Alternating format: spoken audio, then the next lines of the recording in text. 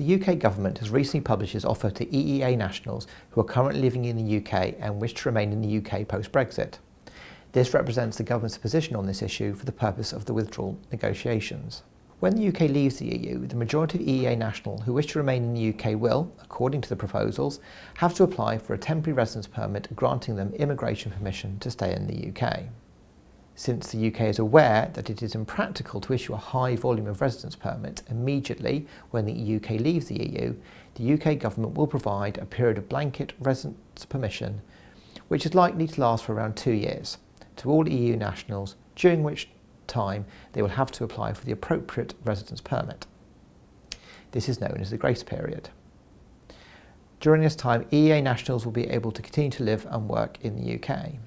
Those EEA nationals who have already resided in the UK for 5 years or reached this milestone at a certain point in the future may be eligible to apply for settled status. This will be a new status equivalent to the UK's existing permanent resident status. Those who obtain this settled status will be free to reside in the UK in any capacity and undertake any lawful activity in the UK to access public funds and services and to apply for British citizenship after holding this status for 12 months. In order to qualify for settled status, EEA nationals must have arrived and become resident before a certain cut-off date, which will be negotiated with the EU. However, the UK expects it to be between the 29th of March 2017, when the UK triggered Article 50, and the date that the UK formally withdraws from the EU, which is likely to be March 2019.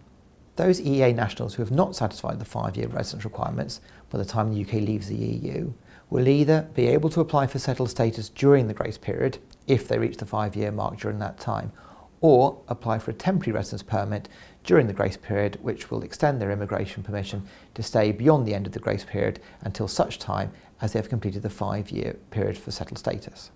EEA nationals who arrive in the UK after the cut-off date, but before the UK withdraws from the EU, will be able to remain in the UK during the grace period, but will then have to apply for a temporary residence permit before the end of the grace period. When that temporary residence permit expires, they will have to apply for UK immigration permission under the new rules, which will apply to EEA nationals. They may eventually become eligible to settle permanently, but this group should have no expectation of guaranteed settled status. Those EEA nationals who arrive in the UK during or after the grace period will have to apply for UK immigration permission under the new rules, which will apply to EEA nationals. The dependent family members of an EEA national who is already in the UK, who joined the EEA national before the UK's exit, will be able to apply for settled status after 5 years, provided the EEA national also qualifies for settled status, even if the 5 years falls after the UK's exit, irrespective of the cut-off date. They will also be able to benefit from the grace period, and if they do not meet the requirements for settled status during the grace period, apply for a temporary residence permit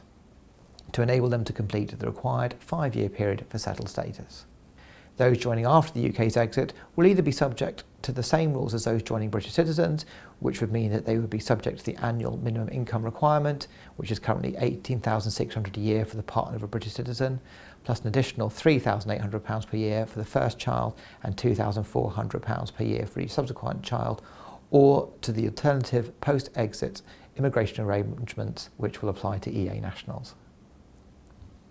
It is important to note that these are only the UK's proposals, and the final deal for EEA citizens who wish to remain in the UK may look quite different once the negotiations have been concluded.